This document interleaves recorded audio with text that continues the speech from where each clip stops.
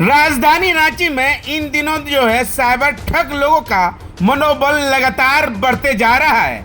नहीं तो जिला प्रशासन का डर और नहीं तो पुलिस का डर, इसलिए आम जनता से अलग अलग तरह से साइबर ठगी कर रहे हैं। लेकिन जिला प्रशासन की ओर से या साइबर थाना प्रभारी की ओर से साइबर ठग लोगों के ऊपर जो कार्रवाई होना चाहिए था, लेकिन नहीं हो पा रहा है। आखिर क्यों नहीं हो पा रहा है ये पता नहीं, लेकिन आम जनता जो है बहुत परेशान है और बहुत नाराज भी है, क्योंकि अगर साइबर ठग लोगों के द्वारा आम जनता को ठग लिया जाता है, कई तरह से परेशानी झेलना पड़ता है आम जनता को। बताया जा रहा है जनता के सुविधा के लिए जिला प्रशासन की ओर से एक टोल फ्री नंबर जारी की गई थी 1903। जब जनता इस नंबर पर कॉल लगाते हैं, लेकिन इस नंबर पर कॉल नहीं लग पाता है, हार जाइएगा,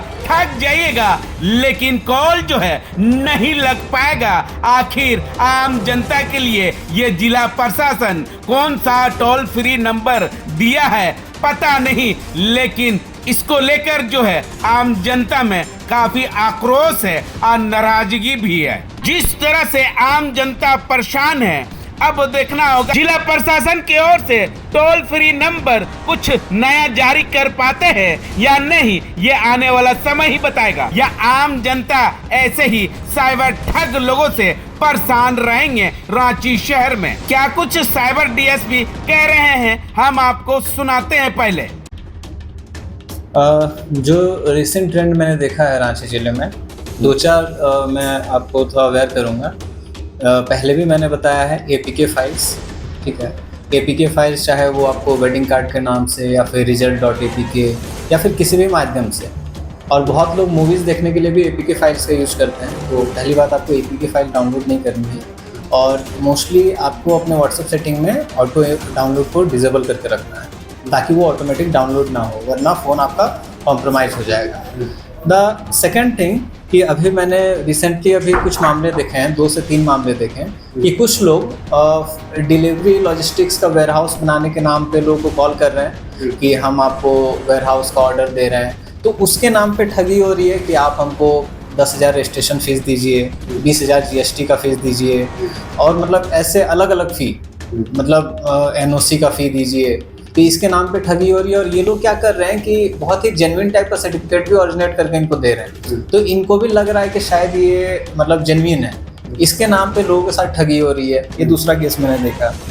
तीसरा, आज का ही एक केस मैं बताता हूँ कि एक कंप्लेन आई है मुझे होटल वालों की तरफ से कि एक क्लाइंट था, उनको होटल बुक करना था, तो उन्होंने नेट पे होटल का नाम सर्च किया, होटल का फ़ोन नंबर आया, उन्होंने कॉल किया कि मुझे बुक कराना है, तो वहाँ से रिप्लाई आया कि सर आप हमें पैसे दीजिए इतने 20 या 25 जितना भी था कि आपका होटल बुक हो जाएगा। तो उन्होंने पैसा पेमेंट कर दिया, लेकिन जब वो होटल गए तो पता चला कि उनकी बुकिंग ही नहीं हुई, क्योंकि जिस नंबर पर उन्होंने डायल किया था वो एक फर्जी नंबर था। वैसा कोई नंबर एग्जिस्ट ही नहीं करता होटल का। और कुछ होते हैं इन्वेस्टमेंट ऑफर्स, जैसे स्पेशली जो यूथ हैं उनको ऑफर्स आते हैं कि आप पैसे लगाइए तो आपको 500% रिटर्न्स मिलेंगे, या फिर आप घर बैठे बैठे 50,000 कैसे कमाएं, यूट्यूब वीडियोस को लाइक करके कैसे पैसा कमाएं। मतलब ये कॉमन सेंस की बातें हैं।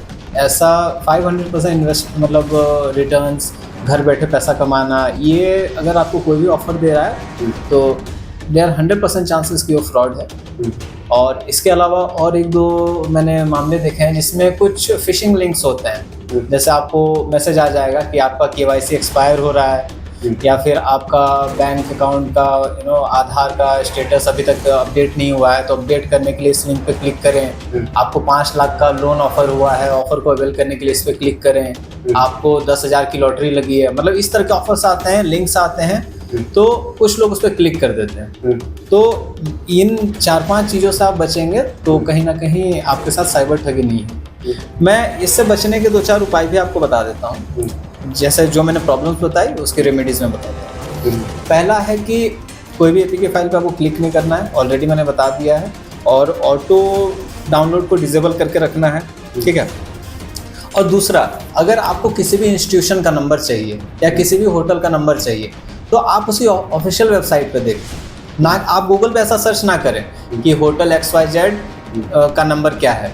तो उससे क्या होगा कि लोग फर्जी फ़ोन नंबर, मतलब फर्जी एक पेज बना लेंगे, उसमें अपना फ़ोन नंबर डाल देंगे और हो जाएगा आपके साथ फ्रॉड। और जब भी आप कोई ऑफिशियल वेबसाइट खोलते हैं तो उसका लिंक एक बार चेक करें कि वो लिंक सही है कि नहीं, क्योंकि वो पेज को बिल्कुल रेप्लिकेट करके सेम बना देते हैं, लेकिन वो URL उनका हल्का सा अलग होगा। तो इस बातों का ध्यान रखना है। अननोन लिंक्स पे कभी क्लिक ना करें, इन्वेस्टमेंट ऑफर्स पे बहुत ज़्यादा यकीन ना करें, और इन केस आप किसी बिजनेस में इन्वॉल्व हैं या फिर आपको कुछ ऑफर्स आ रहे हैं और आपको लगता है कि शायद ये मेरे साथ ठगी हो रही है, तो आप हमसे कांटेक्ट कर सकते हैं। हमारा अपना फेसबुक पेज हमने अभी दिया है मीडिया में, तो आप हमें मैसेज कर सकते हैं, तो हम उसको वेरीफाई कर लेंगे कि कहीं आपके साथ साइबर ठगी हो तो नहीं रही, तो उसको हम आपको कंफर्मेशन दे देंगे। और एट द एंड अगर आप कभी भी साइबर ठगी से मतलब आपके साथ हो जाती है, तो आपके पास 3 रेमेडी हैं। पहले तो 1930 पे आप कॉल करें ताकि आपका जो पैसा है वो फ्रीज हो जाए दूसरे के अकाउंट में। सेकंड, एक पोर्टल है NCRP पोर्टल, उस पर आप कंप्लेन कर सकते हैं। और थर्ड, हमारा साइबर थाना।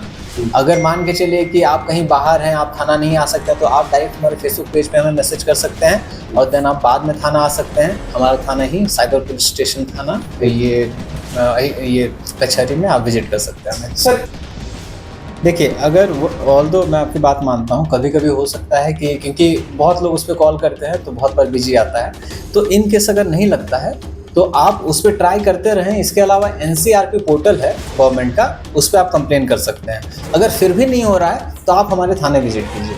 हम या तो पोर्टल पे आपका ऑनलाइन ये करवा देंगे या फिर 1930 को हम अपने स्तर पे कॉल करके उस पर आपका कंप्लेन दर्ज करवा देंगे। क्या जनता को ये सब मालूम भी नहीं है सर? इसीलिए तो ठगी हो रही है, और इसीलिए मैं चाहता हूँ कि आप लोग मीडिया के हिसाब से जितना आप लोग, क्योंकि हम लोग अवेयरनेस में लगे हुए हैं, क्योंकि और अगर मीडिया भी हमारा साथ देगी, अगर आम जन भी हमारा साथ देंगे, तो कहीं ना कहीं अवेयरनेस हम अगर करते हैं तो इन मामलों में कमी आएगी।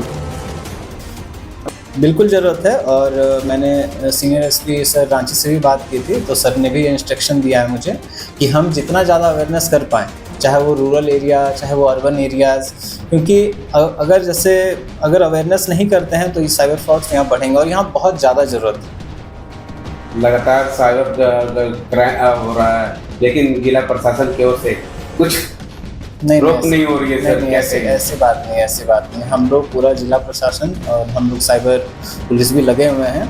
हम बस जनता से भी ये अपील करेंगे कि आप लोग भी थोड़ा जागरूक बनिए, और हम अगर मतलब कहीं अवेयरनेस कर रहे हैं तो उसको भी आप सीरियसनेस लें। और अगर कोई अवेयर हो रहा है तो मैं चाहता हूँ कि वो 4 लोगों को बताए। तो अवेयरनेस इज़ द की, ठीक है। जैसे हम एक सुनते हैं कि prevention is better than cure, तो मैं चाहता हूं कि लोग खुद को अवेयर करें और हमारे प्रशासन के साइड से भी अवेयरनेस में कोई कमी नहीं रखी जाएगी। ठीक है सर, लास्ट सवाल, आम जनता को आपके तरफ से क्या कहना चाहिए? जैसे जो मैंने बातें बताई इस वीडियो में, मोस्टली APK फाइल्स, जो ऐसे लिंक्स आते हैं तो उन पर कभी क्लिक ना करें। और अगर आपको ऐसा लगता है कि अगर आपको वेरीफाई भी करना है कि मुझे इस लिंक पे क्लिक करना है या नहीं करना है, मतलब आपको लगता है शायद जेन्युइन है, तो हमारे फेसबुक पेज पे हमें मैसेज कीजिए।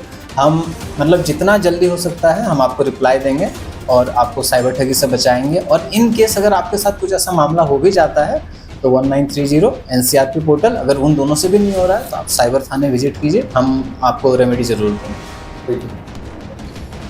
जी देखिए, काफ़ी परेशानी हो रही है, क्योंकि अभी पिछले महीना 28 तारीख आसपास को मेरे पास दोपहर को तकरीबन SBI बैंक से, मेरा बैंक खाता है स्टेट बैंक ऑफ इंडिया राहे ब्रांच में, वहाँ से ईमेल आया, मैसेज आया कि आपका अकाउंट होल्ड कर दिया गया है। क्यों? वहाँ पे ना तो मेल में कोई स्पेसिफिक रीज़न मेंशन था और ना ही मैसेज में। जब मैंने ट्राई किया कस्टमर केयर को फ़ोन करके, उनका कहना है कि आपका लेन होल्ड लग गया है, किस वजह से लगा ये कस्टमर केयर से हम लोग नहीं बता सकते, इसलिए आपको जाके ब्रांच में कांटेक्ट करना पड़ेगा। कहाँ ब्रांच? कौन branch? State bank of India राहे। अच्छा, ठीक है। वहाँ गए, मैनेजर साहब से बात किए, उनका कहना है कि आपके अकाउंट में कुछ मतलब फ्रॉड टाइप का हो रहा है, आपके अकाउंट में पैसे आ रहे हैं, तुरंत ट्रांसफ़र हो रहे हैं। तो अब काम ही होता है ट्रांसफ़र करना, इधर उधर पैसा कोई आप फ्रॉड किए थे क्या? नहीं, ऐसा कुछ नहीं है। हाँ। कोई फ्रॉड नहीं है। हाँ। पिछले तो कैसे होल्ड कर देगा? अब ये तो बैंक वालों ने भी नहीं बताया। पिछले उसी बैंक अकाउंट में मतलब उसी बैंक में मेरा 2009 से अकाउंट है, आज तक कभी होल्ड नहीं हुआ, ना केवाईसी के लिए कभी बुलाया गया, ठीक है। लेकिन अभी कैसे होल्ड हो सकता है? जब उनको रीज़न पूछा तो उन्होंने कुछ रीज़न नहीं बताया। उनका कहना है कि साइबर होल्ड लगा हुआ है, यहाँ से आप ई-केवाईसी करा लीजिए, सारा डॉक्यूमेंट सबमिट कर दीजिए, इधर से रिपोर्ट कर देंगे, उसके बाद कितना दिन में वो अनहोल्ड होगा कि नहीं होगा ये नहीं बता पाएंगे। इसी को लेकर आज हम लोग आए हुए थे रांची साइबर थाना में। यहाँ से भी कुछ संतोषजनक जवाब नहीं मिल पाया। इन्होंने सिर्फ एक नंबर निकाल के दे दिया। इनका कहना है कि आपका हरियाणा से ये होल्ड हुआ है। अब उस नंबर पे कॉल किए, अब तक कोई रिस्पांस नहीं मिला है। क्या लगता है कि अब होल्डे रहेगा कि अब केवाईसी के लिए जमा किया हुआ तकरीबन 15-20 दिन हो रहा है। आज यहाँ आए, अभी कॉल कर रहे हैं। तब तो ऐसे में क्या आपका पैसा अकाउंट में वो सड़ जाएगा, कोई काम का नहीं होगा। लग तो वही रहा है कि 5,500 आसपास उसमें होल्ड लगा था। सवाल 5,500 का नहीं है, मेन ये है कि आदमी के पास SBI का अकाउंट होता है तो वो लगभग हर चीज़ उसी से करता है, क्योंकि सबको पता है कि